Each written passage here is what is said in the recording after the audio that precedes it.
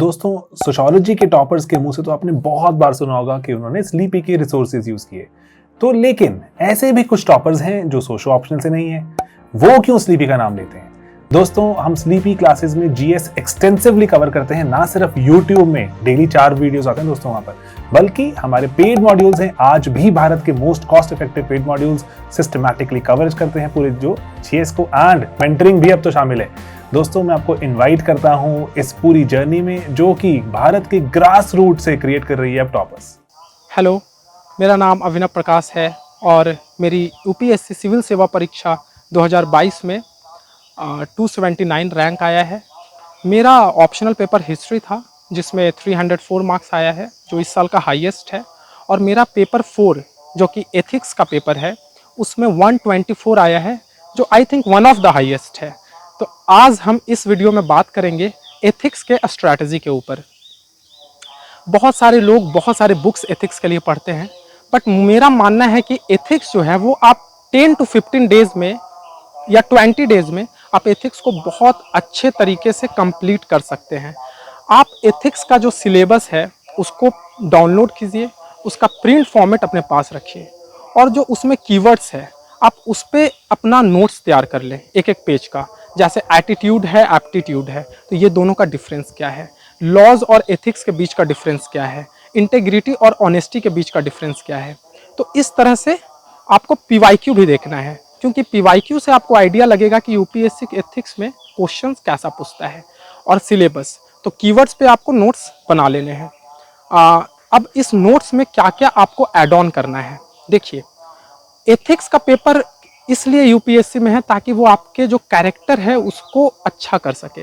तो आपको बहुत सारे ऐसे डायमेंशंस को ऐड करना है जो थोड़ा सा स्पिरिचुअलिटी की और थोड़ा थोड़ा लिंक स्पिरिचुअलिटी से होना चाहिए। जैसे माइथोलॉजीज हो गए हैं, या जो आपके एंशियंट जो टेक्सचर्स हैं, जैसे कि भागवत गीता हो गया या महाभारत हो गया। तो इन सब टेक्स्ट में क्या कहता है, गवर्नमेंट मोटो को आप बहुत सारे ऐड ऑन करें। जैसे कि मैं आपको ऐसे एग्जाम्पल के थ्रू बताता हूँ। आपका आंसर अगर ऑनेस्टी पे है, या इंटेग्रिटी पे है, या कंसिस्टेंसी पे है, या हार्डवर्क पे है क्वेश्चन आपका, तो आप उसमें जो है कि आप भागवत गीता के कोई श्लोक या कोई टर्म को, जैसे निष्कामा कर्मा है, दैट इज सेल्फलेस डिवोशन हो गया। अकबर का जो सुलह कुल का पॉलिसी था, सुलह कुल है, यूनिवर्सल पीस फॉर ऑल। तो ये सब जो टर्म है ना, आप उसको ऐड कीजिए। सुलह कुल हो गया, निष्कामा कर्मा हो गया, गवर्नमेंट मोटो जैसे कि सीलम परम भूषणम, character is the highest virtue, उसको कीजिए। सत्यमेव जयते, इसको कीजिए। वासुदेव कुटुंबकम, इन सब टर्म को आप ऐड कीजिए, तो इससे आपका वैल्यू एडिशन लगेगा। इसके बाद आपको क्या करना है कि मैंने बताया माइथोलॉजीज पे कमांड रखने हैं, जैसे भागवत गीता में क्या कहता है। और इसके लिए अब आपको भागवत गीता नहीं पढ़ना है। आप क्या कर सकते हैं कि आप जो टॉपर्स के आंसर सीट होते हैं एथिक्स के, जैसे श्रुति शर्मा मैम का है, आप उसको जाएं और उसको रेफर करें। आपको बहुत सारे कंटेंट वहाँ से मिल जाएगा। श्रुति शर्मा मैम बहुत सारे ऐसे माइथोलॉजिकल टर्म्स अपने आंसर में लिखी हैं, और बहुत सारे टॉपर्स ऐसे ही करते हैं। उनके आंसर सीट को आप रेफर कीजिए, उसमें से कुछ कुछ कंटेंट लीजिए, कुछ कंटेंट आप गूगल से ढूंढ लीजिए, कुछ कंटेंट आप न्यूज़पेपर से ढूंढ लीजिए। तो आपका एक बहुत ही चीज़ आपको कंटेंट मिल जाएगा, ठीक है। आपको बस वो दिमाग में रखना है, जब आप करंट अफेयर न्यूज़पेपर पढ़ रहे हैं, तो अगर ऐसा कोई टर्म या कोटेशन या कोई ऐसा चीज़ आता है जो आपका उस टॉपिक से लिंक कर जाता है, आप उसको ऐड ऑन कर दें अपने आंसर अपने नोट्स में। इसके बाद बात करते हैं इसमें स्कीमेटिक्स और डायग्राम। ये भी बहुत इंपॉर्टेंट है। एथिक्स में आप अपने आंसर में जितना हो सके स्कीमेटिक्स बनाएं, डायग्राम बनाएं, इडियम्स लिखें, कोटेशंस भी बहुत इंपॉर्टेंट है।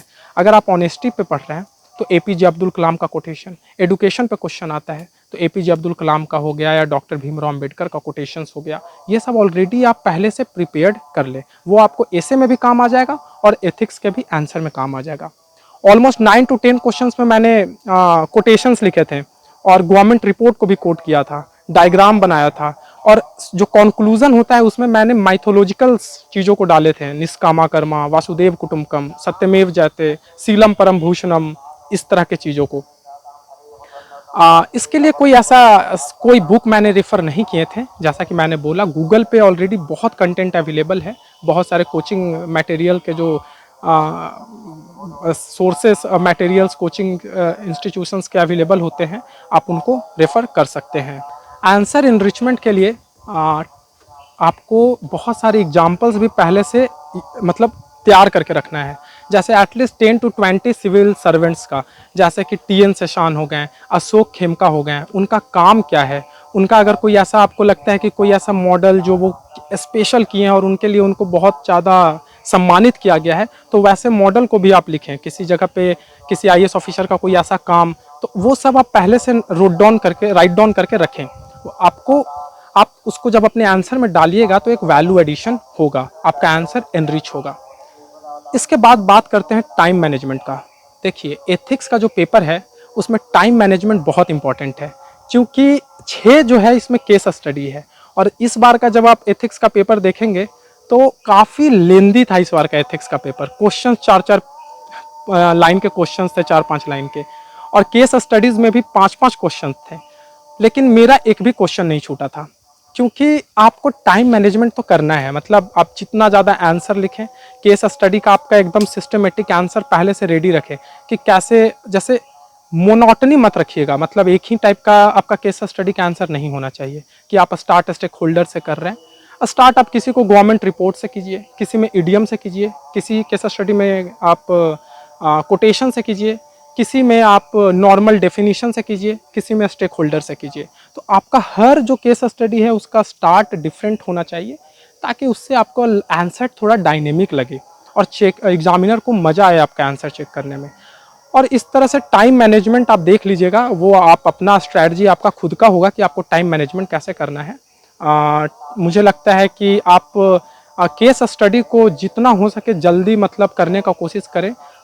मतलब एक स्ट्रक्चर्ड आप केस स्टडीज़ का आंसर लिखें, उसमें 7-8-9 मिनट जो भी आपको लगे उसमें।